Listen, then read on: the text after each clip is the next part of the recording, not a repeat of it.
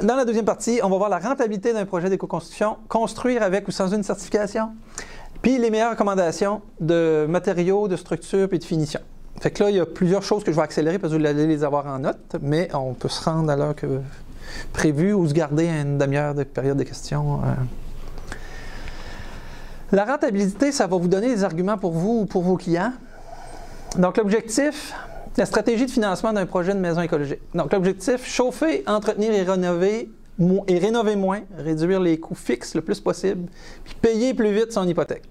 J'ai un peu la même philosophie, ceux qui ont vu Solutions ERA, là, en termes de calcul de rentabilité. C'est sûr que le mieux, moi je vous élabore un peu ma stratégie, là, qui est à l'image un peu de leur stratégie aussi. Donc on établit un budget comme si on ne faisait pas une éco-construction.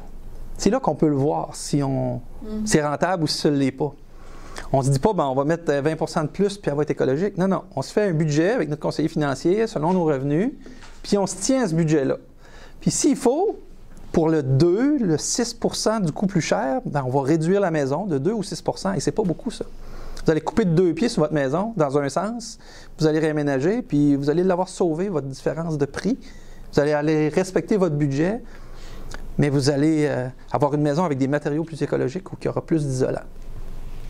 Donc, on fait notre budget de base à partir des choses habituelles. Le versement hypothécaire, les taxes, la dépense énergétique moyenne qui va coûter une maison, puis les assurances.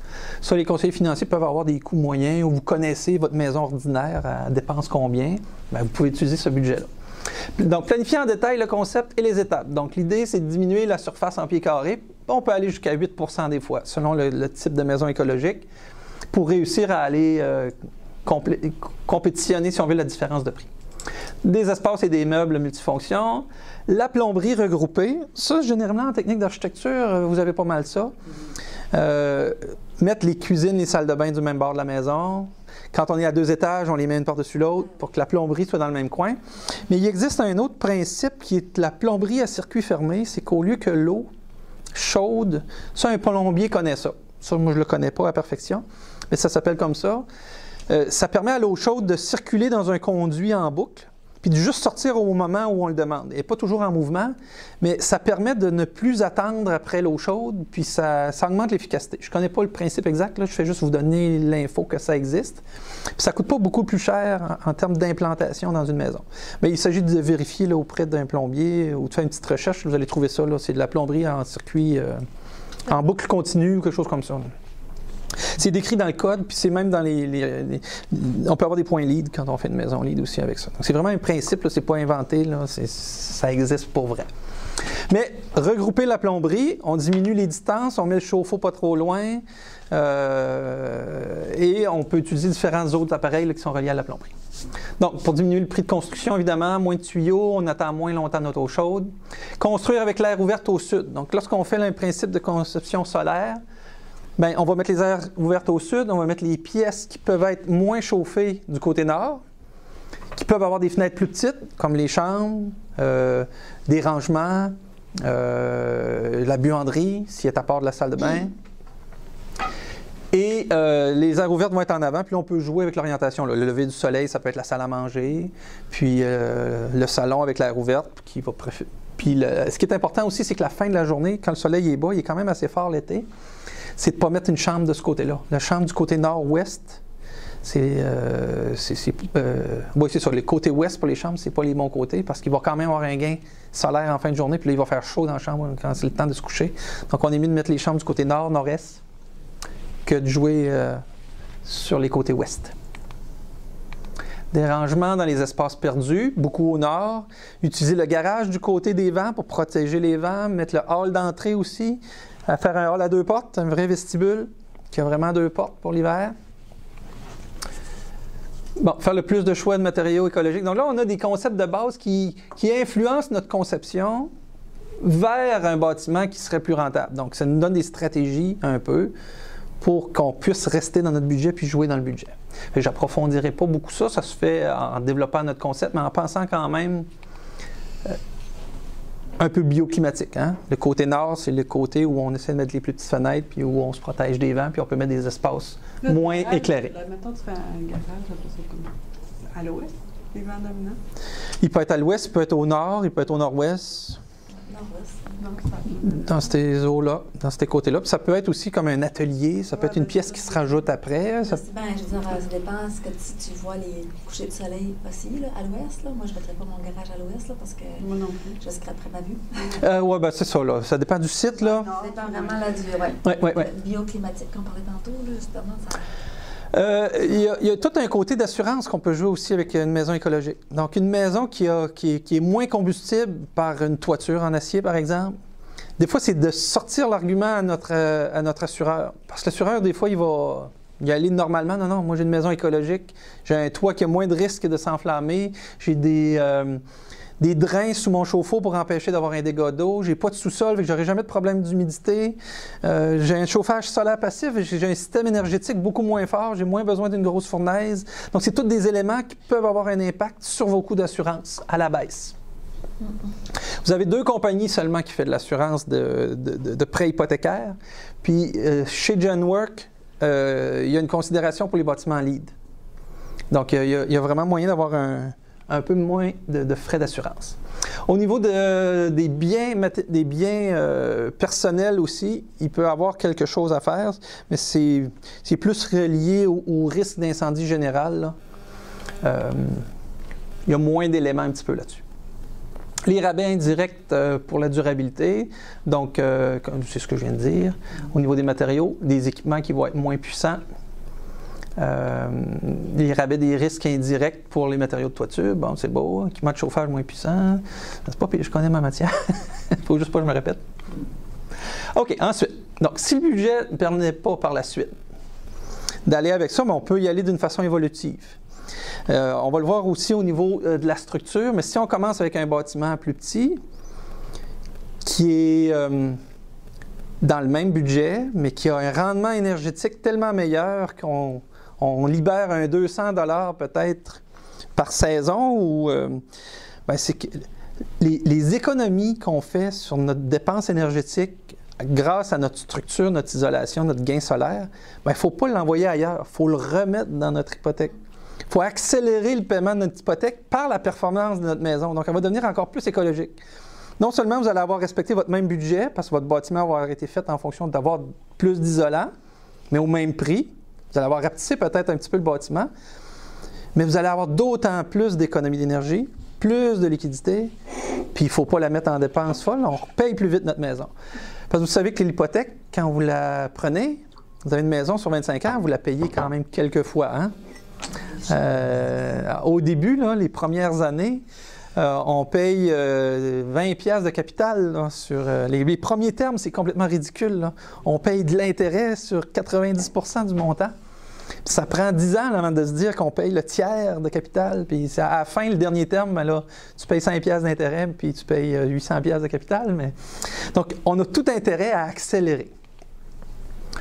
Donc, tous les éléments qui pourraient être faits à une étape plus tard, comme un garage, pourraient être faits après, parce qu'on accélère notre paiement au début, puis on libère du capital, puis on est capable de se refinancer plus facilement. Donc, l'éco-construction, c'est aussi de penser à faire plus petit, à payer plus vite, puis à augmenter notre patrimoine plus rapidement pour rajouter des biens de luxe, des espaces moins essentiels, un peu plus tard dans le temps.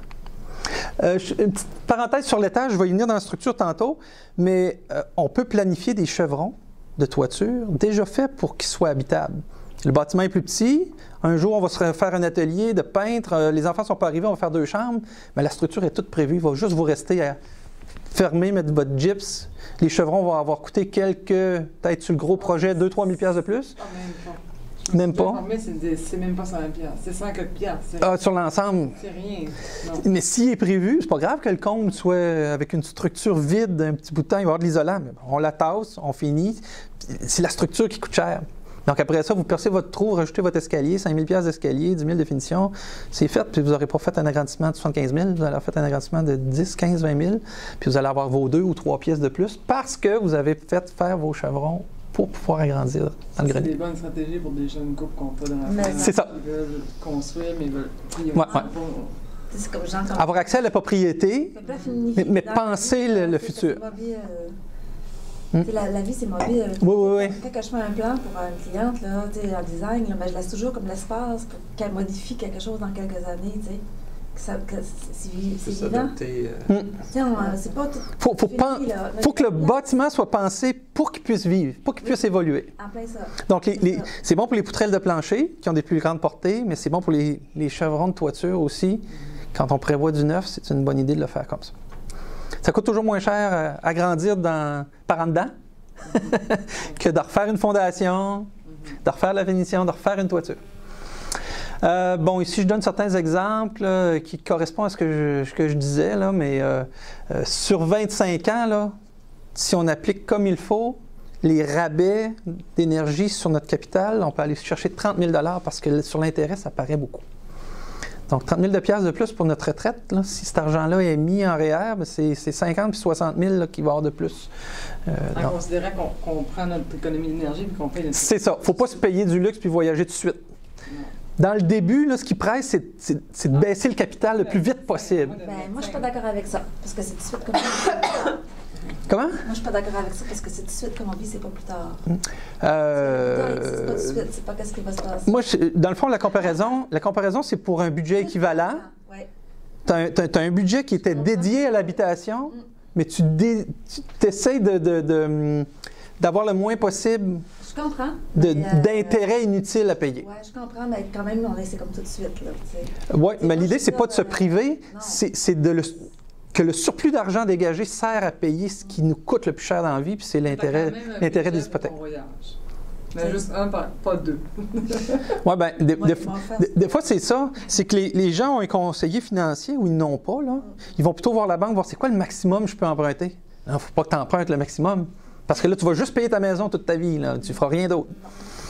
Oui, tu établis ton maximum, mais c'est pas lui qu'il faut que tu suives.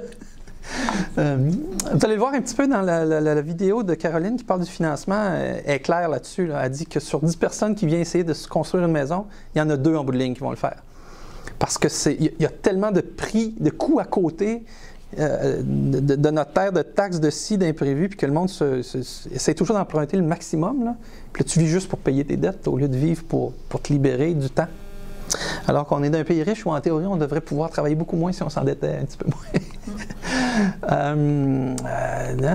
En tout cas, vous pourrez lire ça. C'est une philosophie, mais l'idée de base, c'est que les économies générées, qui sont des économies à long terme, parce que c'est de l'isolant, c'est des gains énergétiques gratuits de soleil, ben, au lieu de les flamber tout de suite, on a le même budget, mais on paye plus vite. L'autre élément de tout ça, c'est la rénovation. Le meilleur des exemples, c'est la toiture. Donc, si vous faites une toiture en bardeau d'asphalte, qui va durer, contrairement aux garanties, il y a des garanties qui disent jusqu'à 40 ans maintenant pour du bardeau d'asphalte. Ou à vie. Parce que tu n'oseras pas dans 25 ans aller courir après le manufacturier pour qu'il te rembourse. De toute façon, il y a 10 000 arguments pour dire « Ouais, mais elle vieillit de 25 ans, fait qu'elle vaut temps par rapport au prix d'il y a 25 ans, donc ils vont vous donner genre 2 000 à 3 000 pour le gars. » Même pas. Ouais, mais c'est ça dépend. C'est un exemple. Mais bon, l'essentiel, c'est que disons que la toiture vous coûterait 10 000 à refaire. Là, vous la financez, vous la mettez dans votre maison, elle a coûté 10 000. Mais dans 20 ans, là, il va falloir que vous la refassiez. Vous n'allez pas finir payer votre maison dans 20 ans. Il faut tout de suite refinancer, réendetter à un taux hypothécaire où vous allez repayer beaucoup d'intérêts. Puis dans 20 ans, cette toiture-là en bardeau, elle ne coûtera plus 10 000. Elle va peut-être en coûter 20. Puis le taux d'intérêt dans 20 ans, est-ce que ça va être 2 ou 3 ou on va être rendu à 6 ou à 8 Donc, une toiture d'acier qui va coûter le double du prix, pas le triple, pas 5 fois, le double du prix, elle va durer toute la durée de vie du bâtiment, puis vous allez avoir fini de payer votre maison avant de réemprunter pour la refaire. Vous allez la vendre, la maison, puis la toiture va être encore bonne. Si vous revendez d'avance sans avoir payé, votre maison va valoir plus cher parce qu'elle a un toit qui est encore bon pour plus d'années. Sauf, il faut l'argumenter aussi des fois un peu, là, parce qu'il y a bien des évaluateurs de banques qui vont évaluer une maison sans trop tenir compte de la qualité réelle des matériaux. Ils vont dire, il y a une toiture, il y a une toiture.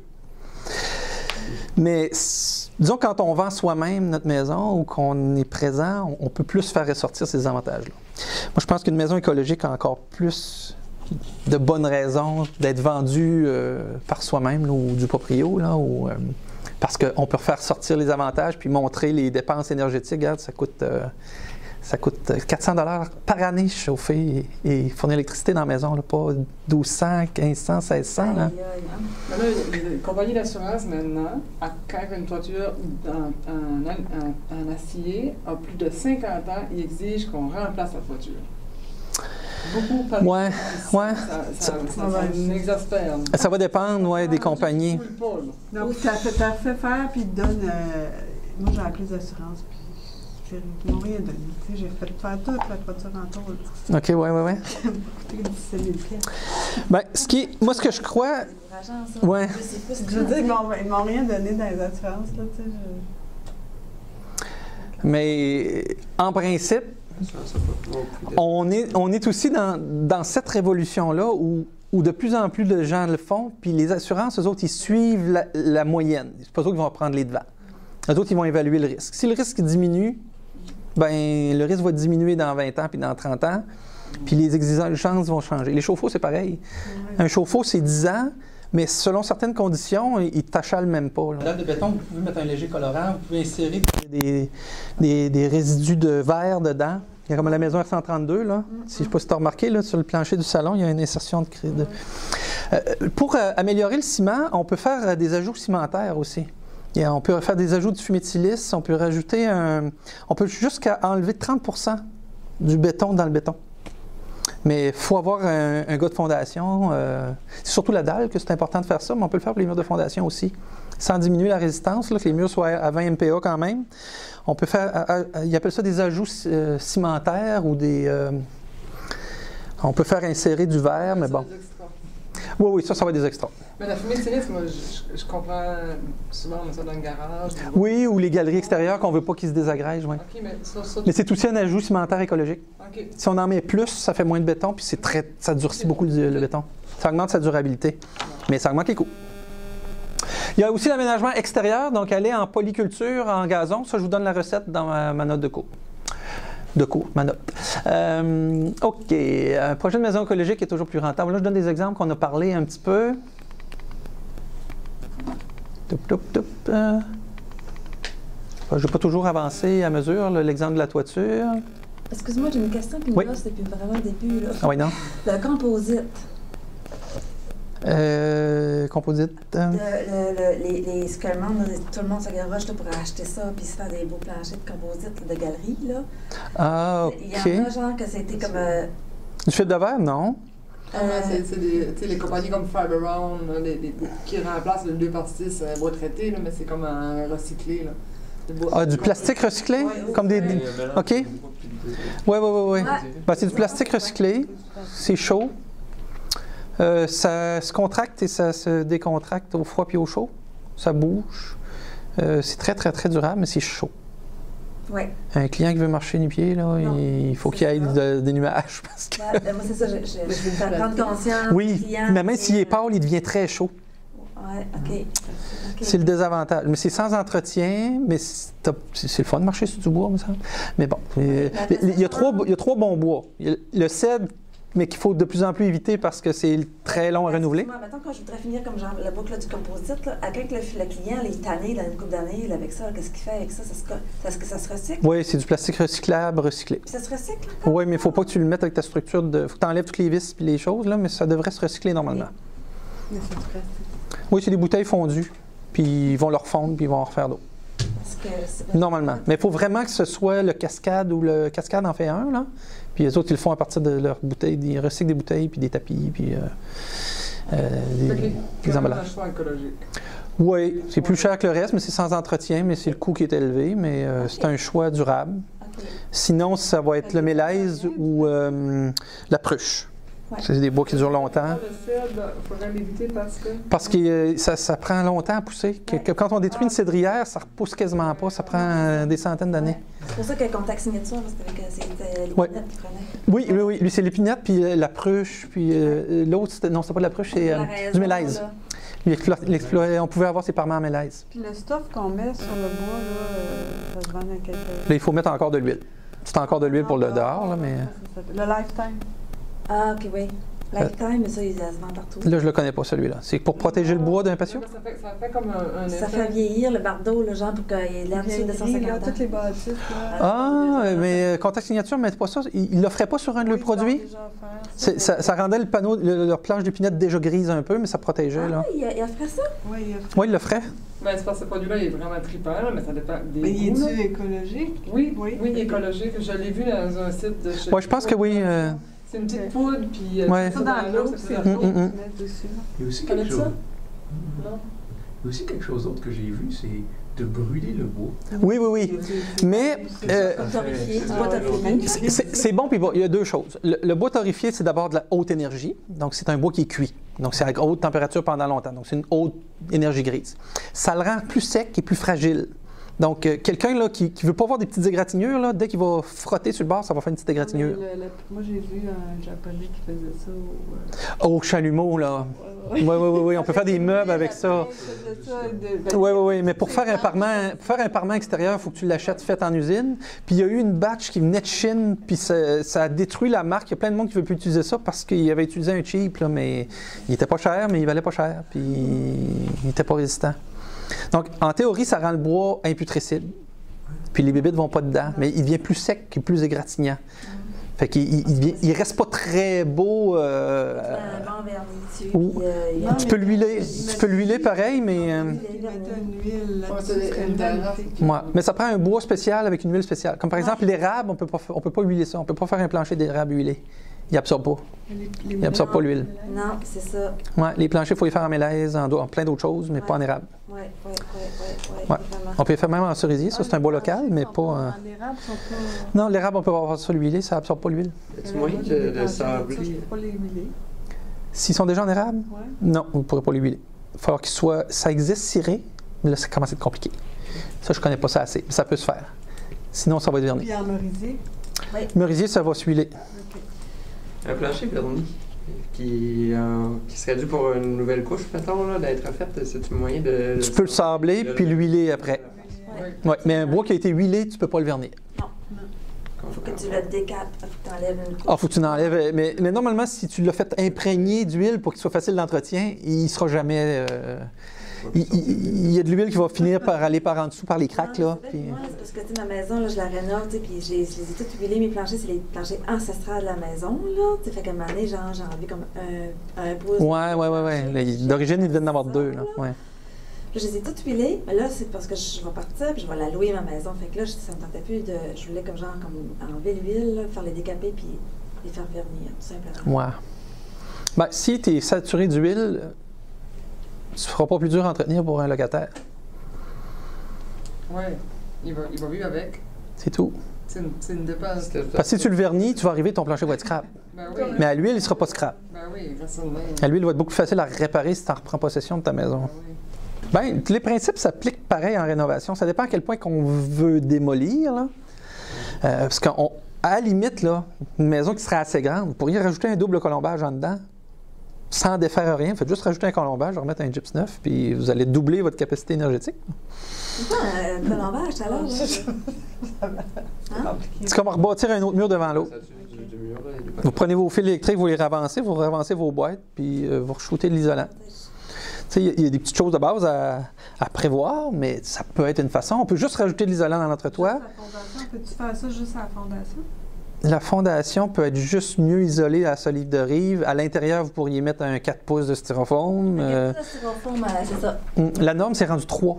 On met 3 pouces en dedans qu'il faut mettre en extrudé, mais vous pouvez mettre plus. C'est du R20? 4 pouces, 3 pouces, c'est à peu près 15, R15, plus le béton, plus le bois. Là, on va chercher R17, je pense que c'est la nouvelle norme. Ce que je dis souvent aux gens, la chaleur ne sort pas nécessairement toutes par les murs. C'est beaucoup important que la toiture soit bien isolée. Oui. La fondation aussi, parce que moi, je visite plein de maisons que la fondation n'est même pas isolée. Il n'y a pas de chambre à câble, on n'isole pas.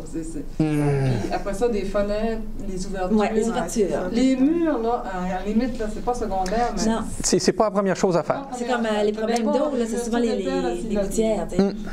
Non, mais tu sais, comme elle parle que, bon, tu vas faire une fondation, mais est-ce qu'on peut faire une dalle de béton puis remettre notre maison, tu sais? Ah oui? C'est pas obligé d'être sur un sous-sol. Non. Faut juste que tu aies de la place pour mettre ton chauffe-eau. Il faut que tu aies une place. Mais à l'époque, là, les sous-sols étaient tous vides. Ils faisaient des bungalows, ils mettaient le sous-sol vide, puis ils mettaient le chauffe-eau puis la fournaise. La fournaise était grosse, puis elle faisait du bruit. Fait qu'ils faisaient un sous-sol, ils mettaient ça là. C'est le même prix. Mais ils faisaient rien d'autre. Ça ou un sous-sol. C'est le même prix, parce que ce qui coûte cher, là, tu sais, parce qu'il faut que tu fasses élever la maison, pareil, là. Tu comprends? Ouais. Puis c'est ça coûte cher, l'hydro, le béton, puis le voyage à gravier, le compactage, tout ça. C'est pas le béton qui coûte Mais faut pas que tu penses juste au Non, le béton coûte cher. Faut que tu penses à tous les problèmes que tu vas avoir pendant les 100 autres années. Un sous-sol, c'est sûr qu'un jour, il va y avoir une infiltration d'eau. Le jour où tu vas avoir un dégât d'eau, l'eau va se ramasser dans le sous-sol. Tu vas rénover ton sous-sol. Le jour où il va y avoir une infiltration d'eau par une fenêtre, c'est dans le sous-sol que ça va. Moi, mon sous-sol, il y a déjà de l'eau qui rentre dedans. Ça va très bien. S'il n'y a pas de ventilation, même si c'est isolé, même si vous avez un échangeur d'air, là, vous ventilez l'été, il va rentrer de l'humidité, il va finir par avoir de l'humidité dans les murs, dans les gyps.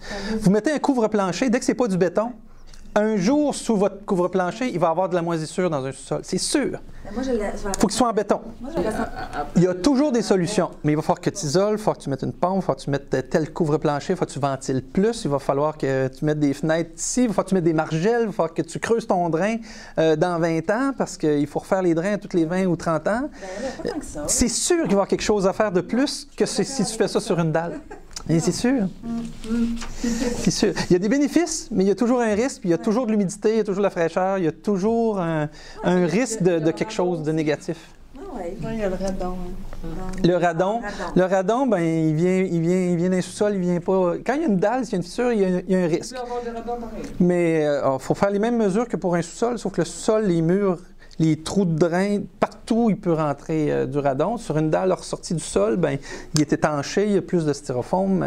On est hors sol, il n'y a pas l'humidité, il n'y a pas la pression du sol aussi grande, parce qu'on n'est pas sous le sol, on est sur le sol. Donc, le risque du radon et des autres gaz est plus faible. Non, mais c'est ça. Dans le fond, c'est une question de choix, mais il faut juste penser à l'évaluer. Parce qu'il y a tellement de gens que c'est pris pour acquis. Une maison, ça prend un sous-sol, mais ça ne prend pas un sous-sol absolument. Puis il faut que tu sois conscient de tout ce que tu vas avoir de plus à faire que si tu as une maison qui n'a pas de sous-sol. Ouais. C'est juste ça.